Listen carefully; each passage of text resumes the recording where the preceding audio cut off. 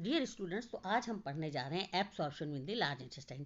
जितना भी फूड है वो आपका माउथ से ऑसोफेगस में गया, ऑसोफेगस से स्मॉल इंटेस्टाइन में गया और स्मॉल इंटेस्टाइन से लार्ज इंटेस्टाइन में गया। अब लार्ज इंटेस्टाइन का काम स्टार्ट होता है और इनका फंक्शन होता है कि जितने भी तरह का उसमें वाटर होता है उस सबों को वो एब्सॉर्ब कर लेता है। यानी लार्ज इंटेस्टाइन जो है वो वाटर और लिक्विड को डाइजेस्टेड फूड में से, जो फूड होता है उसमें से एब्जॉर्ब कर लेता है। और एब्जॉर्ब करने के बाद जितना भी अनडाइजेस्टेड फूड मटेरियल होता है उसको वो रेक्टम में भेज देता है। और रेक्टम से क्या होता है कि टाइम टू टाइम जितना भी अनडाइजेस्टेड वेस्ट मटेरियल होता है वो शरीर से बाहर आ जाता है एनएस के द्वारा। और इस प्रोसेस को हम लोग डिफिकेशन बोलते हैं। अगर ये हमारे बॉडी में रहेगा तो बहुत ज़्यादा पेट दर्द करेगा और बहुत ही ज़्यादा ये पॉइजनस होगा। तो इसलिए ये इसको टाइम टू टाइम जो है ये आपका एनएस के द्वारा बाहर आ जाता है, जिस प्रोसेस को हम लोग डिफिकेशन कहते हैं। अब आप देखिए कि लार्ज इंटेस्टाइन होता कैसा है। लार्ज इंटेस्टाइन काफ़ी ब्रॉडर होता है, काफ़ी शॉर्टर भी होता है। और ये स्मॉल इंटेस्टाइन जो होता है वो तो पतला, लंबा और काफ़ी क्वाइल्ड होता है। लेकिन लार्ज इंटेस्टाइन जो होता है वो काफ़ी मोटा और शॉर्टर होता है। और ये सिर्फ 1.5 मीटर ही लंबा होता है, जो कि स्मॉल इंटेस्टाइन के चारों तरफ रहता है। और इसका मेन काम होता है पानी को एब्जॉर्ब करना, यानी कि जो भी फूड पच के आता है वो डाइजेशन जो फूड होता है उसको, उसके अंदर से जितना भी पानी है, नमी है, उस सबों को सोख लेता है। आपको मालूम होना चाहिए कि स्मॉल इंटेस्टाइन और लार्ज इंटेस्टाइन के बीच में 3 मेन पार्ट होता है, इलियम, कोलन और रेक्टम। तो कोलन क्या करता है, वो सब वाटर को एब्जॉर्व कर लेता है। और सारा जब वाटर को एब्जॉर्व कर लेता है और जो भी सिट्ठा बच जाता है, यानी जो भी अनडाइजेस्टेड वेस्ट मटेरियल होता है उसको वो रेक्टम में भेज देता है। और रेक्टम क्या करता है, उसको एनएस के थ्रू अनडाइजेस्टेड वेस्ट मटेरियल को टाइम टू टाइम बाहर निकालता है, जिसे कि हम लोग डिफिकेशन कहते हैं। और यूरिन जब बाहर पास होता है तो उसे हम लोग यूरिनेशन कहते हैं। और जब food materials undigested waste material जो कि शरीर में रहेगा ख़राब हो जाएगा, हमारे शरीर को हानि करेगा, पॉइजनस होगा, हमारे शरीर में रहेगा वो सब मटेरियल, तो सिर्फ पेट दर्द होगा, तो उसे हम लोग बोलते हैं डिफिकेशन। तो यहाँ पर आपका एलिमेंट्री कैनाल वाला सिस्टम, तो जितना भी अनडाइजेस्टेड फूड है और वेस्ट है वो एनएस के द्वारा बाहर आ जाता है। इस प्रोसेस को हम लोग डिफिकेशन बोलते हैं। और यूरिन जब बाहर आता है तो उस प्रोसेस को हम लोग यूरिनेशन कहते हैं। तो ये तो आप लोग समझ गए कि अनडाइजेस्टेड फूड जो है वो किस तरह से वो शरीर से बाहर आता है और उस प्रोसेस को हम लोग क्या कहते हैं।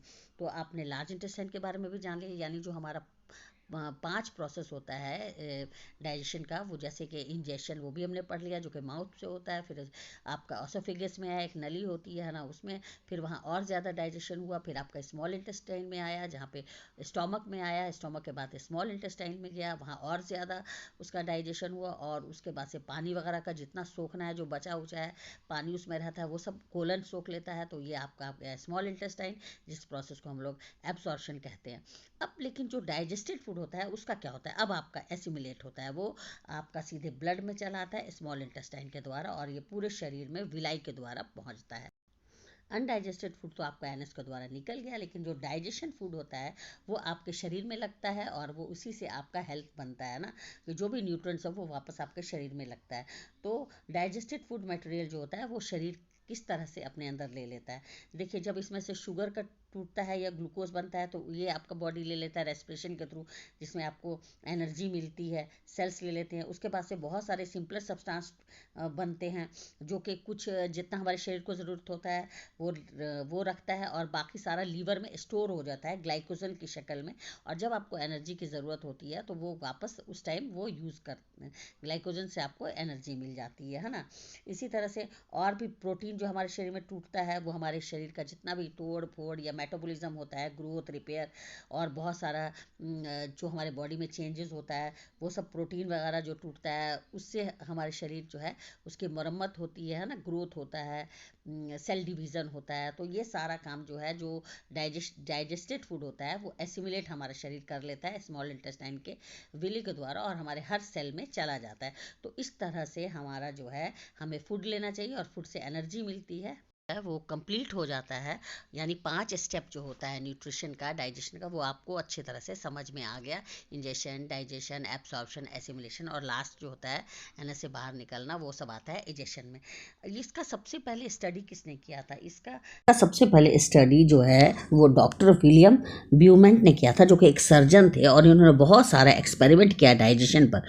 तो इन्होंने किस आदमी पर एक्सपेरिमेंट किया, तो 1822 में एक एलेक्सस नामक का बताया, मार्टिन, एलेक्सिस मार्टिन नाम का एक आदमी था जिसके पेट में कुछ हो गया था, कुछ गोली लग गई थी तो एक छेद हो गया था, और वो उसी होल से इस डॉक्टर विलियम ने एक्सपेरिमेंट किया कैमरा लगा करके, और तब उन्होंने ये पूरे डाइजेशन का पता लगाया कि प्रोसेस ऑफ डाइजेशन क्या होता है और फंक्शन ऑफ डाइजेस्टिव जूसेस क्या होता है।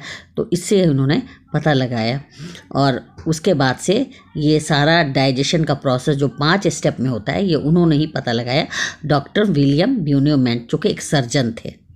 तो आज का क्लास बस यहीं पे है, और कल हम पढ़ाएंगे आपको न्यूट्रिशन इन रूमिनेंट्स। रूमिनेंट्स जैसे